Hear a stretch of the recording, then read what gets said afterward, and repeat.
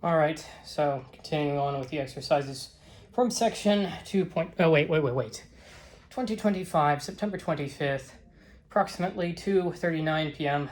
Okay, now continuing with the exercises from 1.6, we're going to exercise 23, let G be a finite group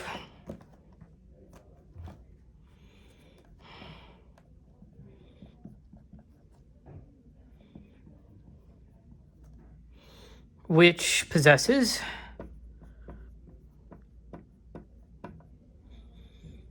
an automorphism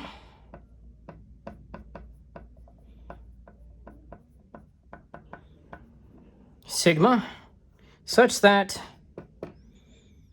sigma of G is equal to G if and only if G is equal to 1. Now, if sigma squared is the identity map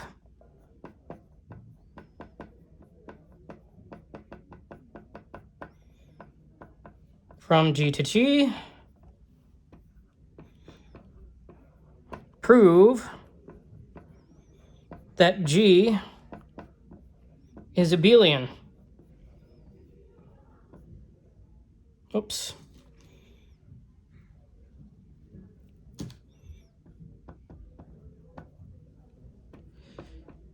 So such.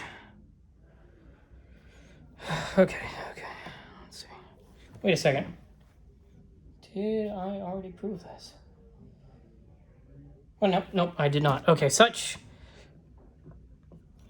an isomorphism, an automorphism, I mean to say. It's really hot in here, and there's no signs of any air conditioning.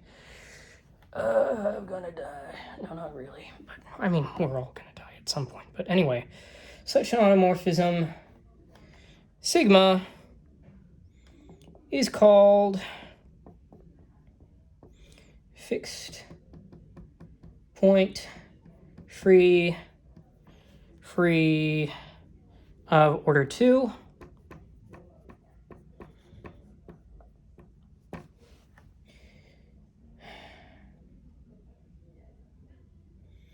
And we have a little hint here, which is show that every element of G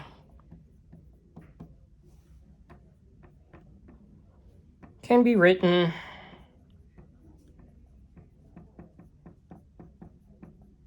in the form x to the negative 1 times sigma of x, and apply sigma to such an expression.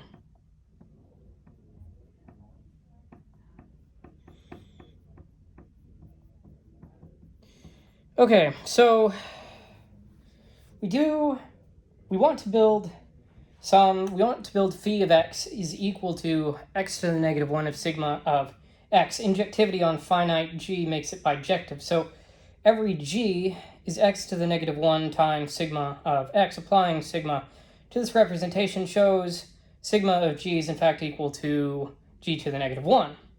That is, sigma acts as an inversion. A homomorphism equals inversion forces AB to equal BA. So let's look at that a bit more rigorously. Not a lot of table space in this one, so we'll make do with what we've got. Go a little bit slower so that we don't knock over the camera. Okay, so for step 1, the map, we want to show the map phi of x is equal to the inverse of x times sigma of x is bijective.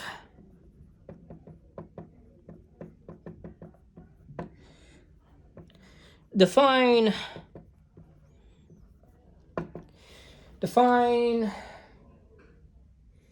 phi to be the map from G to G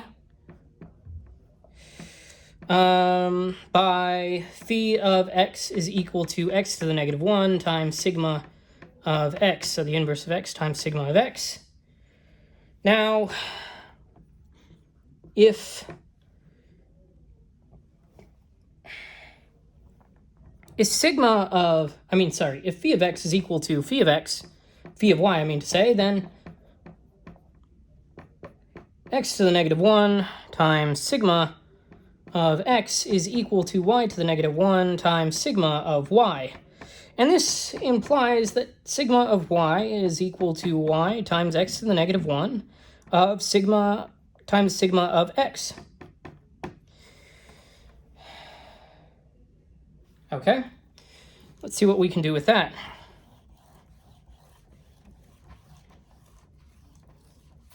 Well, let's apply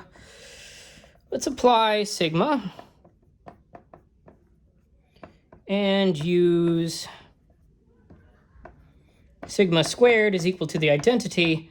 And what we have there is y is equal to sigma of y, which is equal to sigma of y times x to the negative 1 times sigma of x, which is equal to sigma of y times x to the negative 1 times sigma of x, which is equal to sigma of y times x to the negative 1 times x.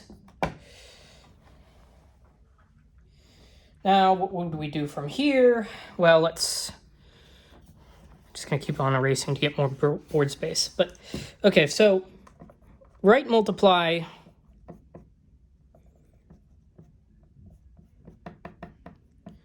by x to the negative 1 to get sigma of y times x to the negative 1 is equal to y times x to the negative 1. Now, since sigma is fixed point free,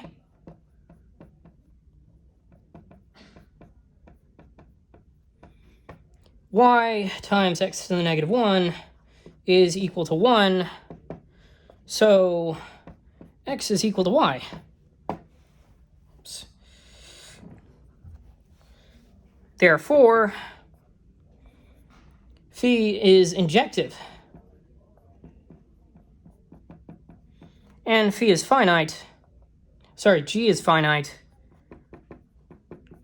which implies that phi is also surjective, also that, phi is bijective.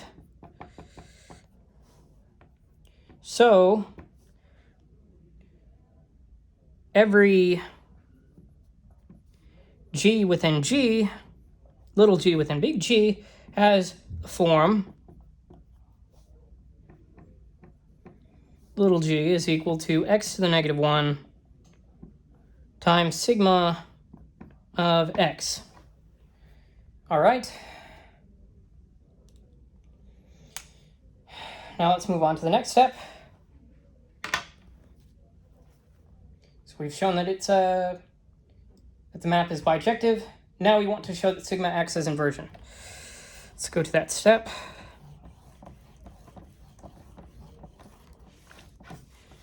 Okay.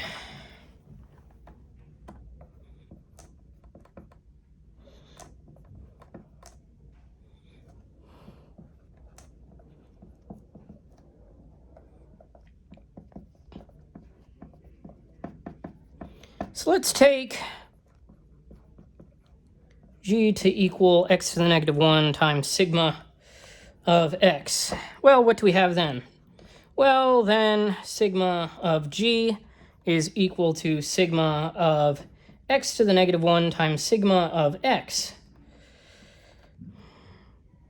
So x of g is equal to sigma of x, sigma of g is equal to sigma of x to the negative 1 times sigma of x, right? So, which is equal to sigma of x to the negative 1, whoops, we're going to need more space, which is equal to sigma of x to the negative 1, so the inverse of that sigma function of x times sigma of x. Well, that's equal to sigma of x, the inverse of sigma of x times x, which is equal to, open parentheses, x to the negative 1 times sigma of x, close parentheses, to the negative 1, and this is equal to g to the negative 1. So we can say sigma of g is equal to g to the negative 1 for all g within, for all little g within big G. Okay, so now we have inversion. Now let's look at commutativity for abelianness, so to speak. Okay. Now, drum roll please for step 3, I guess. Step 3, commutativity of G. So for any A or B within G, sigma of AB is equal to sigma of A times sigma of B, which is equal to A to the negative 1 times B to the negative 1.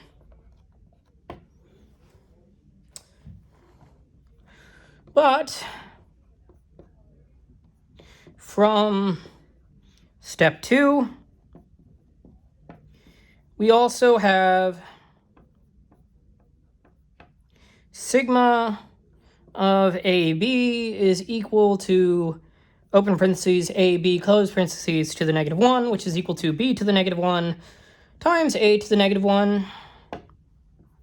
Therefore, A to the negative 1 times B to the negative 1 is equal to B to the negative 1 times A to the negative 1. So AB is equal to BA. So to conclude, we have here that if G is finite and admits a fixed point, free involutive, so that's that degree 2 bit, involutive automorphism,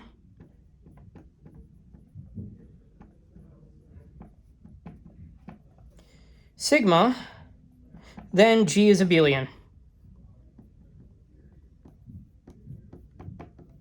Okay, that's it for exercise 23. Let's move on to exercise 24.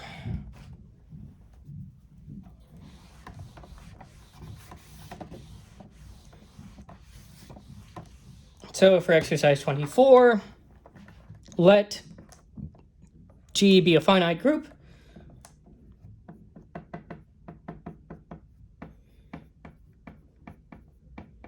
And let X and Y be distinct elements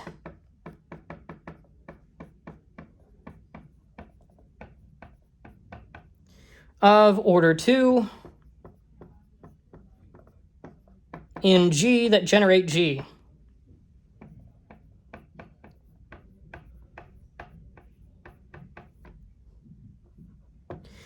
And prove that G is isomorphic to the dihedral group D sub 2n, where n is equal to the absolute value of x and y. We're told to see exercise 6 in section 2, I believe, but I'm not going to turn back to that. We're just going to sort of, well, actually turn forward. Turn forward because, no, section 2, not chapter 2. Okay, well, I don't have that on me, so, but intuitively it's like set t is equal to x, y. Oh, I can see. Never mind. I can sort of see where this is coming because I vaguely remember this. I can vaguely remember what exercise C in section 2 might be. But set t is equal to x, y. Now, because x squared is equal to y squared, which is equal to 1, one can check x times t times x is equal to the inverse of t. That is, x conjugates t to the negative 1. Thus, the generator x comma t satisfies the dihedral relations t to the power n, which is equal to 1, x to the power 2, which is equal to 1, and x times x, which is equal to t to the power of -1, with n equal to the absolute value of t. Now we want to show that every element has a unique normal form, x to the I, t to the j, with I being in the set containing only 0 and 1, and 0 being less than or equal to j, which is less than n, giving the absolute value of g is equal to 2n. Then we want to identify g with d sub 2n, the dihedral group, by mapping r to t and s to x. So let's look at that a bit more rigorously beyond just the mere words of intuition which I have just described. So for step 1,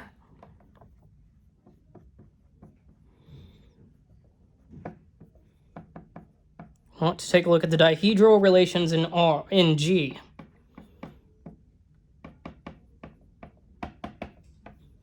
Okay, so let's let t equal xy. Let's set t. Actually, let's set t is equal to, not much of a difference, but okay. So because x squared. Actually, let me restart this. Okay, because I've got a whole line of thinking I've got to. So let t is equal to xy, and n is equal to the absolute value of t be contained within the positive integers. Now, since x squared is equal to y squared, which is equal to 1 in this case, we have that xtx is equal to x open parentheses xy close parentheses times x, which is equal to open parentheses xx close parentheses yx, which is equal to yx, which is equal to open parentheses xy close parentheses to the -1, which is equal to t to the -1, right? So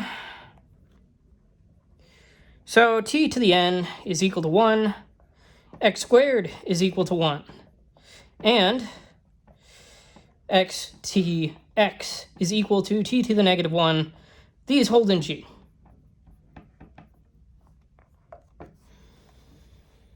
Okay. Hence, so we'll say hence,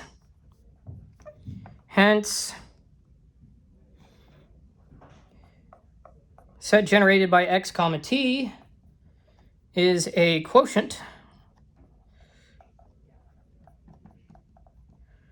of the abstract dihedral group.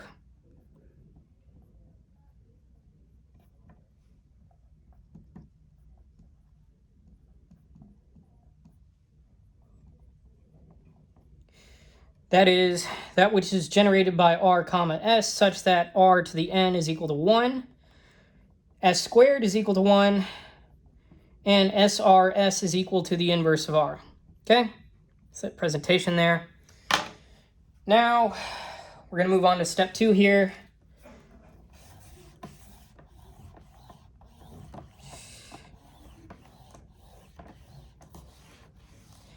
So for step 2,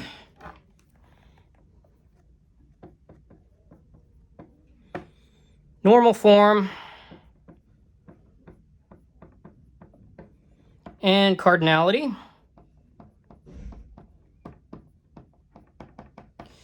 Absolute value of G, well, the order of G is equal to 2n.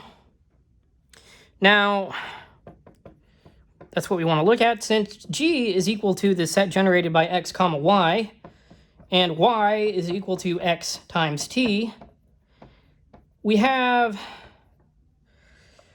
G is equal to the set generated by x comma t. Now, using x times t is equal to t to the -1 times x, equivalently, x times t times x is equal to t to the -1. Let's repeatedly move x's leftward to write any word uniquely as x to the I times t to the j, such that I is contained within the set containing only 0 and 1, such that 0 is less than or equal to j, which is less than n. Okay?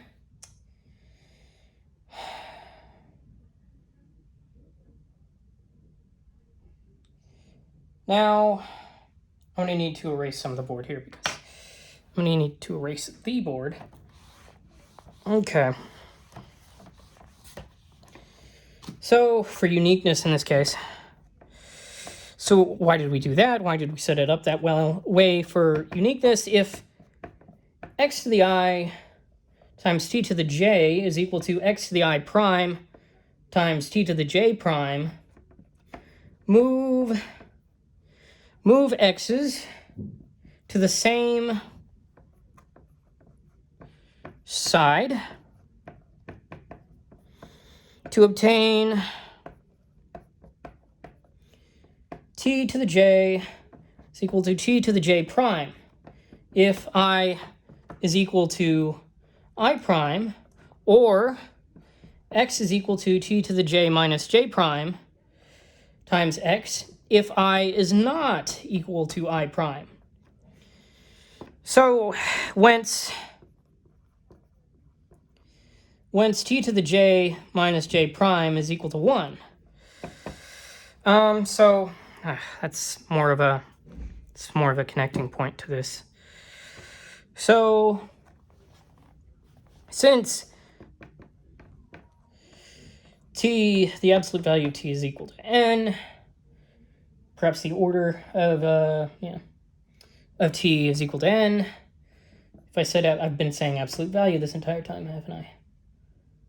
Well, the order of t is equal to n in this case. This forces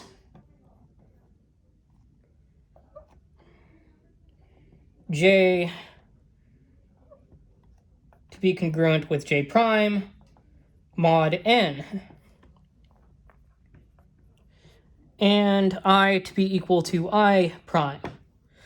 Therefore, the two n elements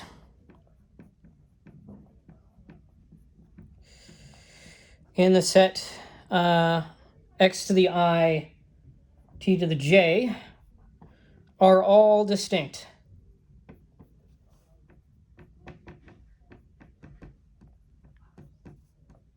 So the order of g is equal to 2n. Okay.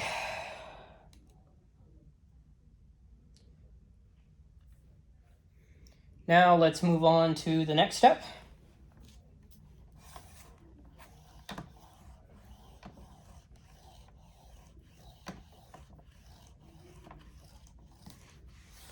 So, for step 3,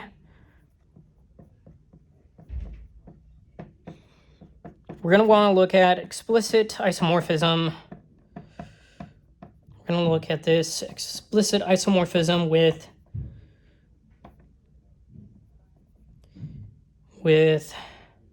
d sub 2n. So let's let d sub 2n, the dihedral group, equal the set generated by the group generated by Rs such that r to the n is equal to 1, s squared is equal to 1, SRS is equal to r to the negative 1. Now, let's define phi such to be a map such that from the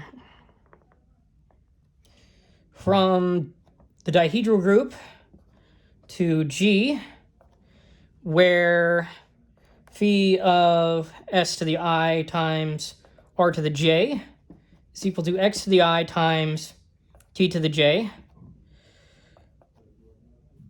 This, of course, being the case when we have I being an element of 0 and 1, 0 or 1, and 0 being less than or equal to j, which is less than n. Okay, now what else can we say about this? Well, we can say this is well defined.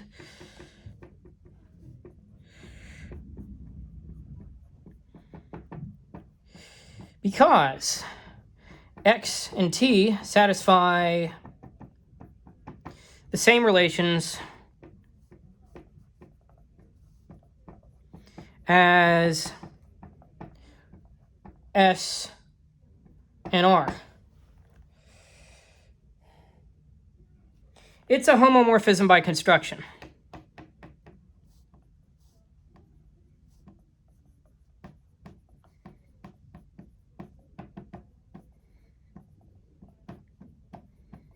What else can we say? All right, let's move on to, well, okay. Got to erase this and then move on to the next part because we are out of board space yet again. Now, oops, I knew that was going to happen if I wasn't careful, and I wasn't careful. Okay, there we go. Back online. Okay, so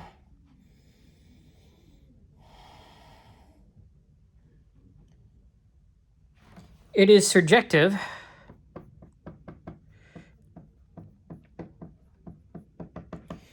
because every element of G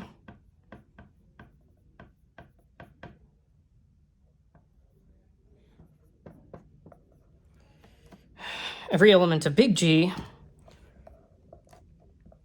is some x to the I times t to the j. And the order of d sub 2n, well, that's equal to 2n, which is equal to the order of G. So phi is a bijection.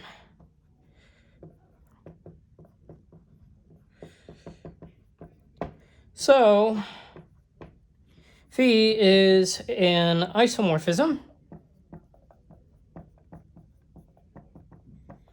And G is isomorphic to the dihedral group. D sub 2n. Okay. So to conclude,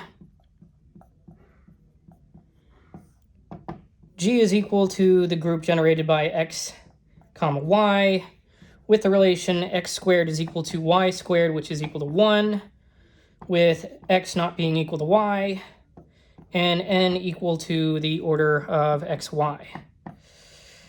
Implies that G is isomorphic to d sub 2n.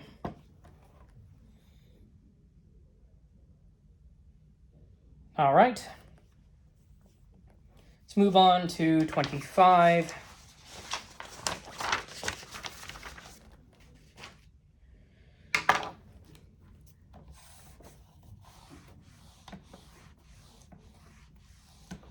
So for exercise 25, let n be an element of the positive integers. Let R and S be the usual generators of d sub 2n, the dihedral group, and let theta equal 2 pi over n. So this is broken up into two parts. For the first part, part A, prove that the matrix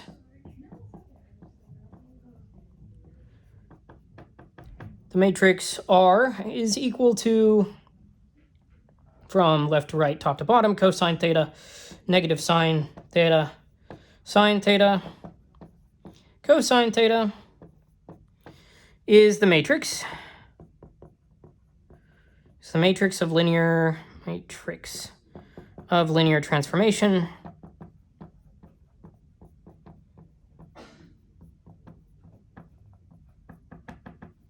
Which rotates,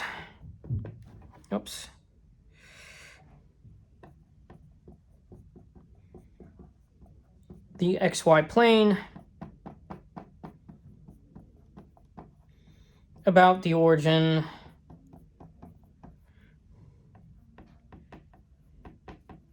counterclockwise.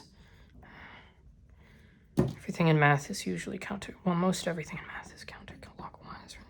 Not really. Okay. Clockwise,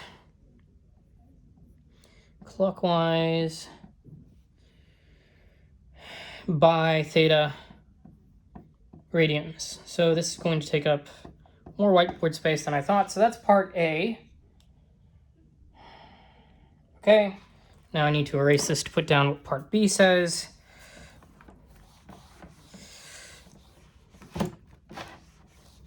So for part B, we have prove that the map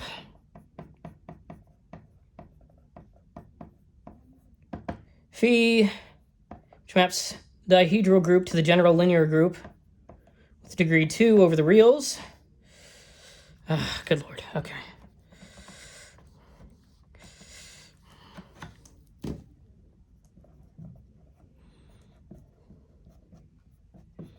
Prove that the map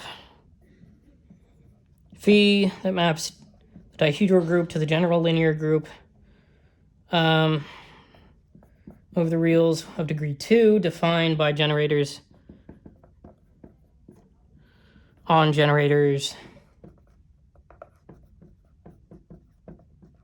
by phi of r is little r is equal to big R, and phi of little s is equal to the matrices 0, 1, 1, 0, which is equal to big S, extends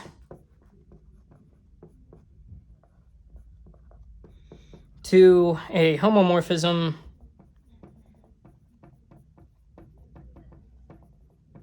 of D sub 2n into the general linear group over the reals with degree, general linear group of degree 2 over the reals. And part C,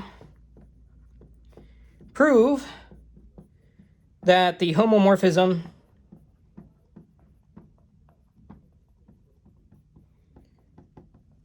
phi in part B is injective. Okay? So, intuitively, big R is the standard rotation matrix. It preserves distance and rotates angles by theta. So big S reflects across the line y is equal to x. These realize the dihedral relations are big R to the power n is equal to the identity matrix. S squared, big S squared, is equal to the identity matrix, and big S times big R times big S is equal to the inverse of big R. So for injectivity, if phi of S to the I times R to the J is equal to the identity matrix, then the determinant of S to the I times R to the big S to the I times big R to the J is equal to, open parentheses to the negative 1, to the close parentheses to the I, which is equal to 1, forces I to equal 0, where big R to the J is equal to the identity matrix, and J is congruent to 0 mod n. Now let's try and show that a bit more explicitly here, more rigorously, and finish up the second to last problem in this set. So, for part A, I want to look at big R is rotation by theta. Right? So, for the coordinate x comma y contained within the reals with degree 2, we have that R times, big R times, the one column matrix of xy is equal to the two column matrix of x, well, actually that's still a single column, sorry, x cosine theta minus y sine theta, and x sine theta plus y cosine theta. Okay, so that's what we have that as. Then the, what is it called? What did I call it? I can't remember. Then the distance, but that, no, but, I mean, it is distance, but I can't remember the name. Just the length. The length x comma y squared is equal to x squared plus y squared, and big R of x comma y, the length of that squared is equal to open parentheses x cosine theta minus y sine theta, close parentheses squared, plus open parentheses x sine theta plus y cosine theta, close parentheses squared, which is equal to x squared plus y squared. So R preserves distance. Okay?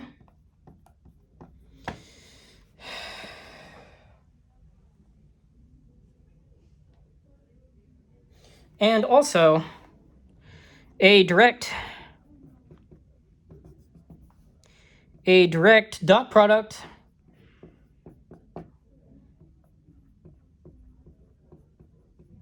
calculation shows that the angle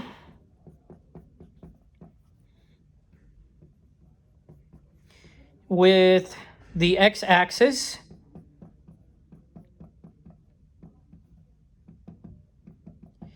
increases by theta.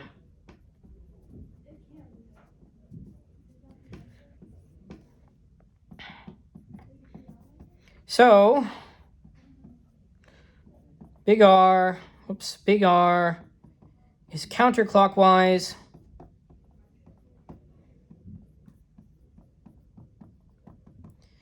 by rotation theta. Okay, so that does it for A. Let's move on to B.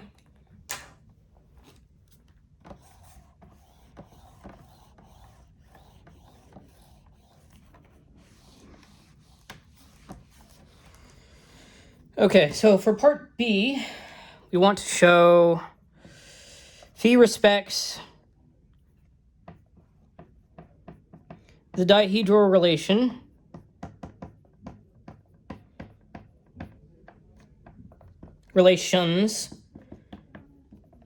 There we go. So in the dihedral group, d sub 2n, which is equal to the group generated by rs, such that r to the n is equal to 1, and s squared is equal to 1, and srs is equal to the inverse of 1, it suffices to check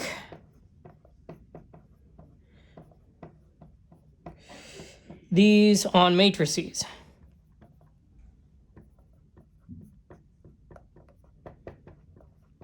So first, r to the n is equal to the identity matrix. So we want to look at rotation by n theta, which is equal to 2 pi. And we want to look at s squared is equal to, a big S squared is equal to the identity matrix I. So big I, right? We have those two things necessarily being the case. So those are the easy ones, right? So big R to the n is equal to I. Rotation by n theta is equal to 2 pi. And big S squared is equal to big I, the identity matrix. So we have that in line, but let's talk about big S times big R times big S, right? So I'm going to have to erase the board again, and then we can continue with the matrix multiplication to solve that explicitly. So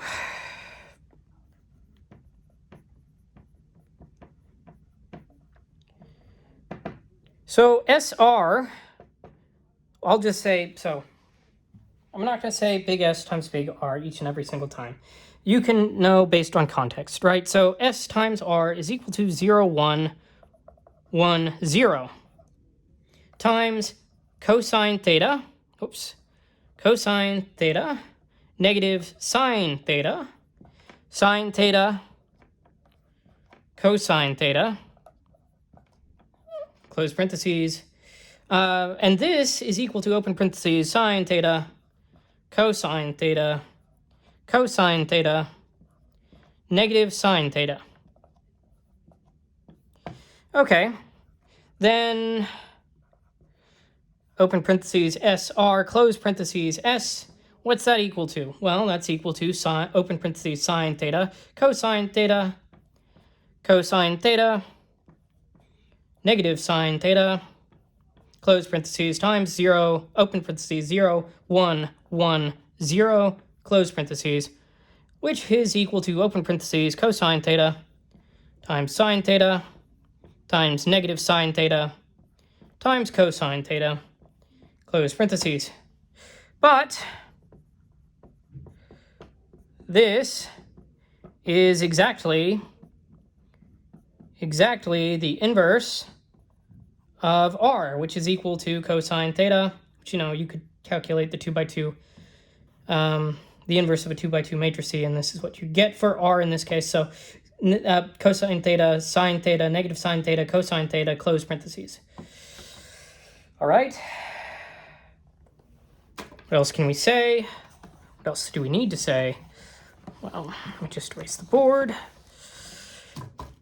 So SRS is equal to the inverse of R.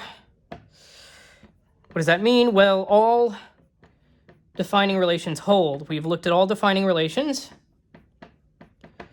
and they hold. So phi extends uniquely to a homomorphism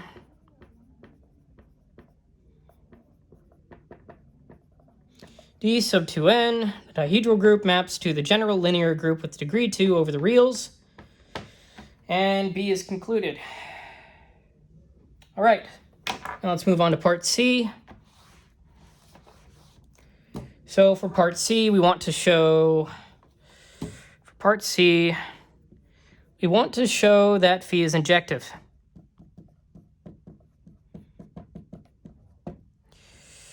Every element of D sub 2n has the form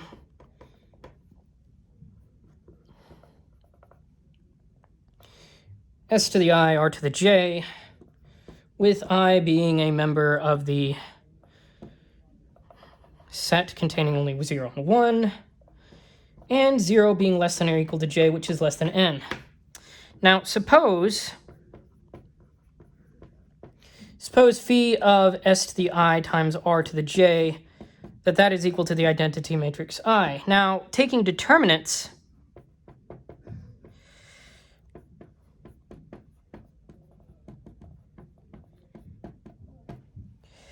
the identity is equal to the determinant of I. 1 is equal to the determinant of I, which is equal to the determinant of phi of S to the I times R to the J, which is equal to the determinant of S to the I times determinant of R to the J, which is equal to negative, open parentheses, negative 1, close parentheses, to the I times 1 to the J. So what does this mean? Well, allow me to erase the board. So I is equal to 0. So R to J is equal to I, the identity, which implies J is congruent, 0 mod n.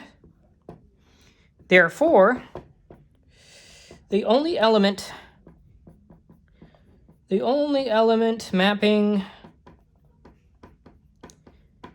to I is the identity.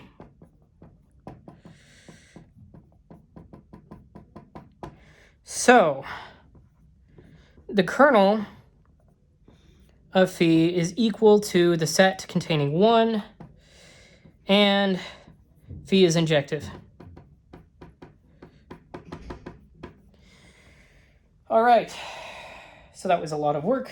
What can we say about that in total? So we can conclude R is rotation by theta.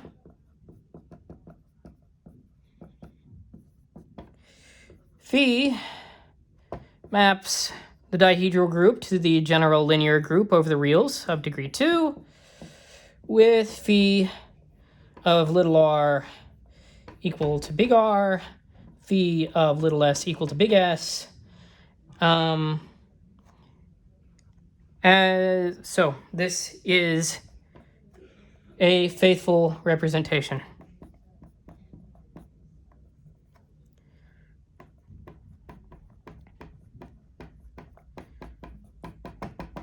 Okay, now we're done with 25. Let's move on to 26.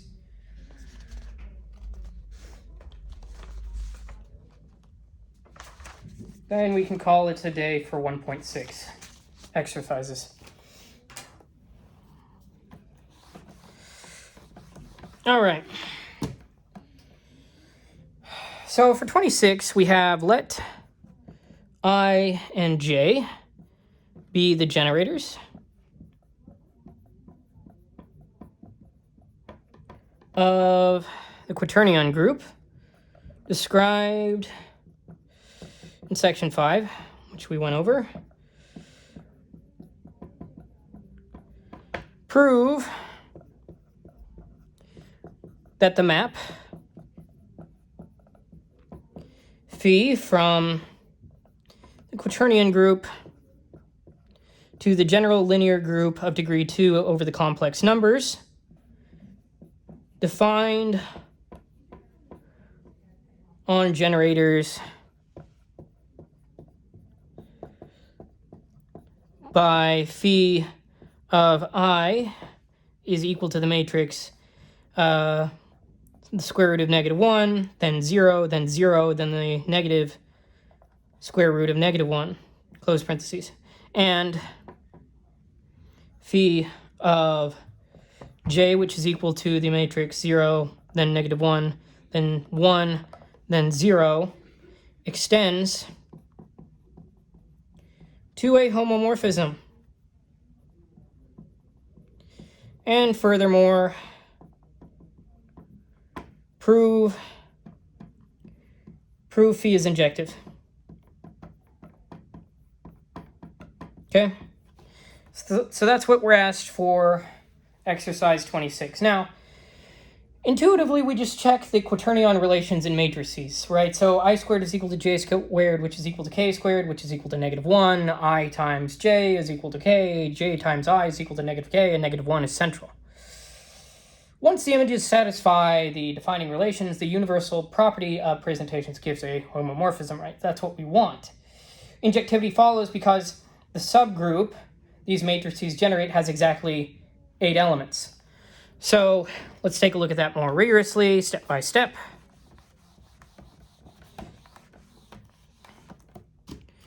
Okay, so for step 1, we want to check the defining relations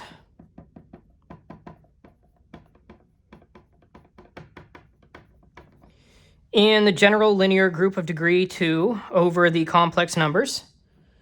Let's set the identity to be equal to, open parentheses, 1, 0, 0, 1, close parentheses.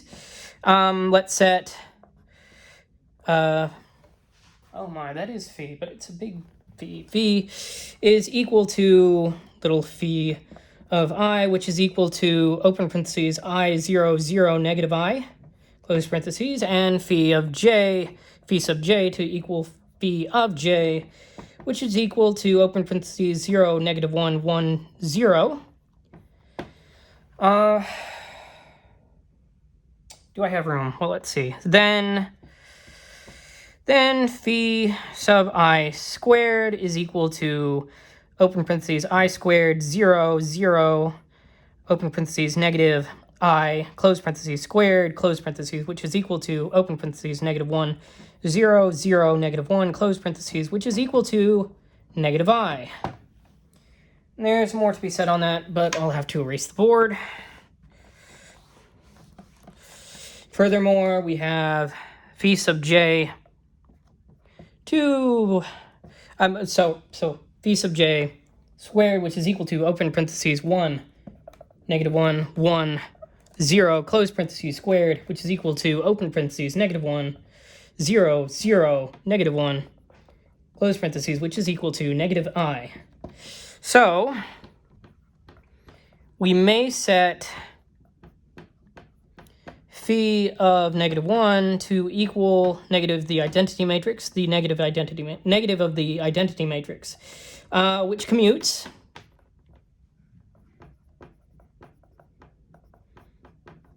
with all matrices.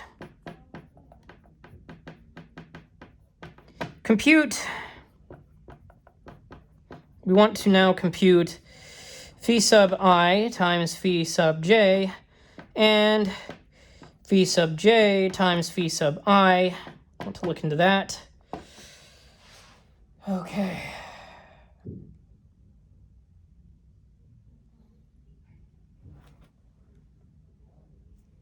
So I'm not going to be able to write the entire thing on here, I don't think. Let's start with phi sub I times phi sub j. That is equal to open parentheses I 0 0 negative I close parentheses times open parentheses 0 negative 1 1 0 close parentheses, which is equal to open parentheses 0 negative I 0 close parentheses. And oh, just look at that. Okay. Phi sub j times phi sub I is equal to open parentheses 0 negative 1 1 0 close parentheses open parentheses I 0 0 negative I close parentheses, which is equal to open parentheses 0 I 0 close parentheses, which is equal to negative open parentheses theta sub I theta sub j close parentheses. Okay, so that's what we have there. Now let's take a look at what this means. So okay, come here.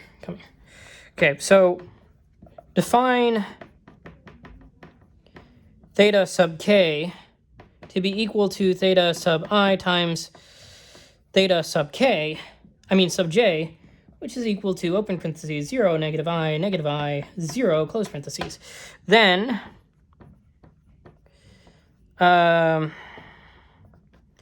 phi sub k squared is equal to open parentheses phi sub I times phi sub j close parentheses squared, which is equal to phi sub I open parentheses phi sub j times phi sub I close parentheses times phi sub j, which is equal to phi sub I open parentheses negative phi sub I times phi sub j close parentheses phi sub j, which is equal to negative open parentheses phi sub I squared close parentheses open parentheses phi sub j squared, which is equal to negative open parentheses negative I close parentheses open parentheses negative I, which is equal to negative I. So what did we just do there? Well, we manifested phi sub I squared is equal to phi sub j squared, which is equal to phi sub k squared, which is equal to negative I. And furthermore, we have phi sub I times phi sub j is equal to phi sub k. And furthermore, we have phi sub j times phi sub I is equal to negative phi sub k. And, well, and negative I is central. These are the quaternion relations.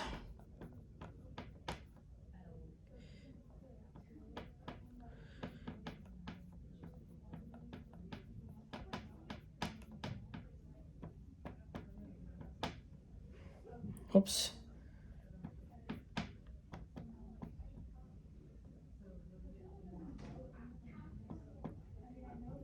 All right. Okay. Still have more to do. That's just it for step 1.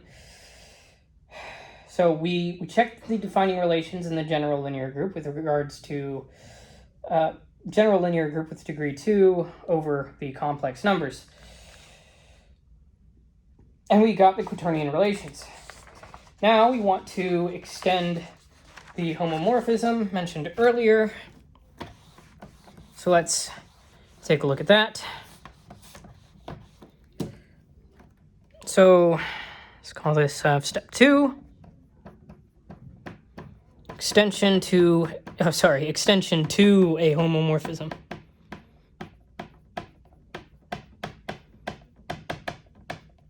So since the images phi sub I and phi sub j satisfy the defining relations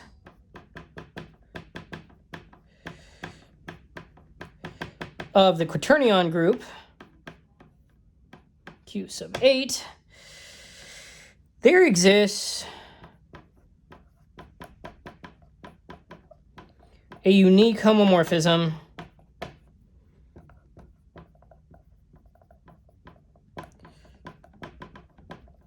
phi, which maps the quaternion group to the general linear group of degree 2 over the complex numbers, with phi of I equal to phi sub I and phi of j equal to phi sub j.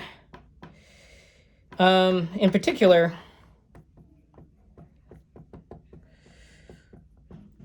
phi of k is equal to phi sub k, and phi of -1 is equal to -I. Is equal to -I. So we have that this extends to a homomorphism. Now let's check for injectivity with step 3.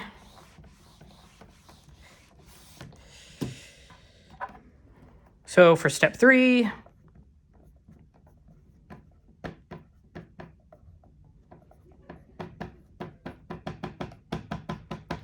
let H be a subgroup of the general linear group of degree 2 over the complex numbers, be the subgroup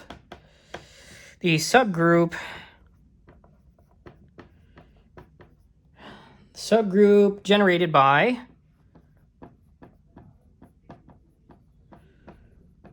the set containing phi sub 1 and phi sub j. Now, from the relations,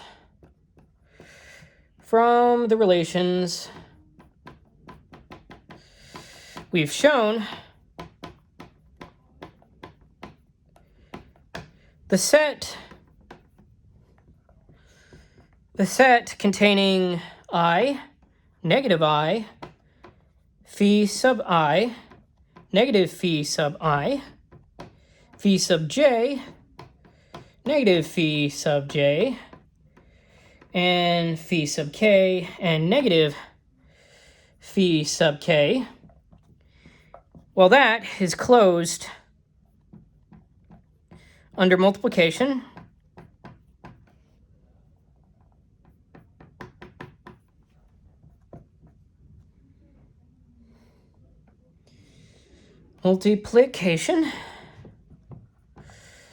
and has 8 distinct elements. What else do we know that does that? So the order of H is equal to 8. What else can we say about this, right? Let me erase the board so we can continue. So the map phi, which maps the quaternion group to H, is surjective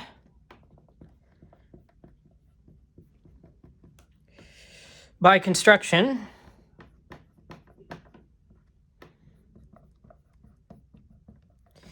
And the order of the quaternion group is equal to the order of H, which is equal to 8. So phi is bijective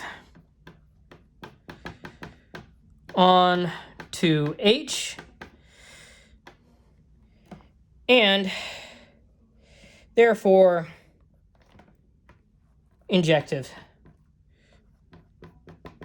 So in conclusion, to conclude, phi, which maps the quaternion group to the general linear group with degree 2 over the complex numbers, is an injective homomorphism.